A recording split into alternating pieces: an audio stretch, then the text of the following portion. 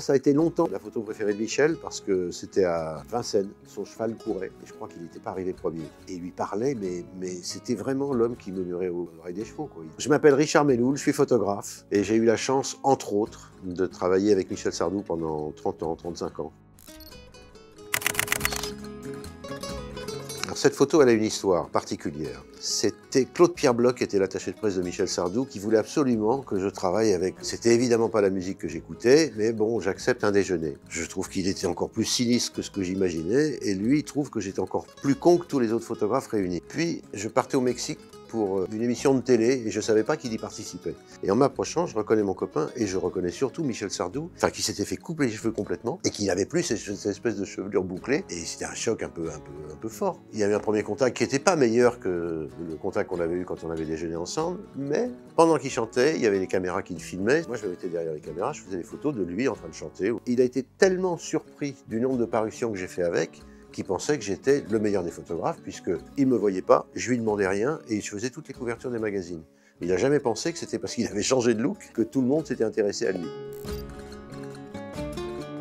Donc, cette photo, elle a une petite histoire qui est marrante, parce que j'avais compris que Sardou n'aimait pas les photos. J'avais trouvé une petite astuce. J'étais revenu de Paris avec un objectif à 600 mm, que vous voyez souvent dans les stades de foot, ou à Roland-Garros. Et je me suis rendu compte que plus j'étais loin de lui, et moins il sentait ma présence, évidemment, et plus il était détendu.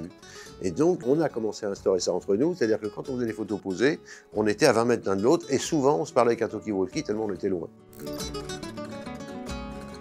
J'avais fait pour Paris Match un sujet qui s'appelait les rêves d'enfants, c'est-à-dire quand je serai grand, je serai. Cette phrase que tout le monde a prononcée, je me suis dit, ce serait marrant de demander à une dizaine de personnages quel était leur rêve d'enfant et de le mettre en scène pour eux. Voilà. Et Michel Sardou m'avait dit, moi je veux être le clown, mais le clown auguste, parce qu'il disparaît derrière le masque. Et en fait, cette photo, elle est assez marrante quand on sait ce qu'on lui reproche de jamais sourire, d'être toujours bougon.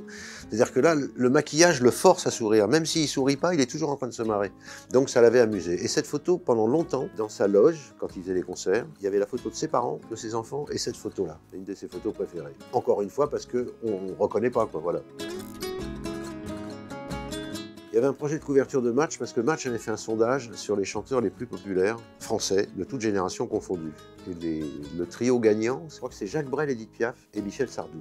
Donc Match avait demandé à Michel Sardou de refaire une photo avec les deux symboles derrière. Mais on s'est rendu compte que les photos qui étaient des deux personnes mortes en noir et blanc étaient déjà sinistres, et que lui qui souriait pas beaucoup, c'était pas une couverture très vendeuse, quoi.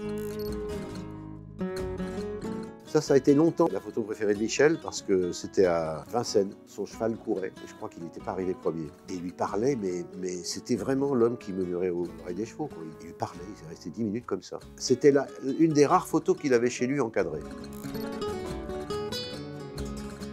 Cette photo, elle raconte beaucoup de choses parce que les photos de scène de Michel Sardou, c'est toujours un grand moment parce que c'est pas quelqu'un qui bouge beaucoup dans la vie, c'est pas quelqu'un qui est très volubile. Sardou, c'est pas quelqu'un qui saute sur scène et qui anime beaucoup de choses, il marche, mais tout tourne tellement autour de lui, tout bouge tellement autour de lui que tout d'un coup, il n'y a pas de manque. On le voit, on se dit putain, ça bouge beaucoup, merde. Pourtant, lui, il a pas fait, voilà, il a fait 3 mètres ensuite, ce qu'il a fait. Je trouve que c'est une très bonne idée de consacrer un hors-série à Michel Sardou. D'abord parce que c'est pas un truc de complaisance, parce qu'il revient dans l'actualité et qu'il a un certain nombre de fans qui le suivent et qui achètent tout ce qui concerne Michel Sardou. Et je suis très honoré d'avoir quelques photos dans le hors-série.